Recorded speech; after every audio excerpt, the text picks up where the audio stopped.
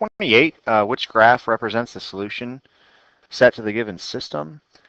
Here we have a linear inequality and a quadratic. And to figure this out, first off, we got to make sure we have, let's start off with the linear function.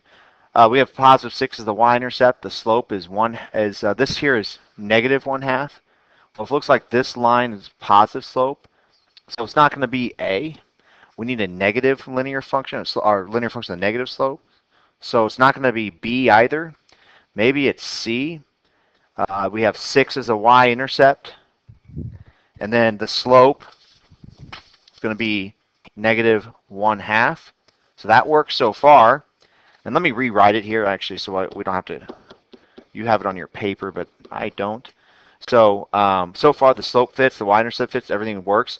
Y is less than all of this, so we're shading below the linear function, which is correct. And it's a dotted line, which it should be, because if you look here, it's not going to be or equal to. So now we're going to check the quadratic. Y is less than or equal to, you have x minus 1 squared plus 2. Okay. The plus 2 tells us that it's shifted, the vertex is shifted up 2, which it is. And the negative 1 on the inside tells us it's shifted to the right 1, which it is. The quadratic does open up because there's a positive in front of the quantity that's being squared, and the pattern is it doesn't go up steeper than the parent function. It's not less steep because a is 1. The number in front is 1.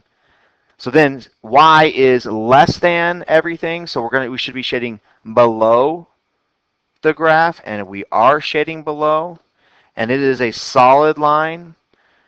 Should be solid because of the or equal to right here. So I think the answer is C. Let's check D to make sure.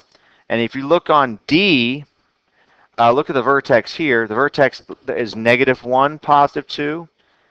And then the original quadratic was y is less than or equal to x minus 1 squared plus 2.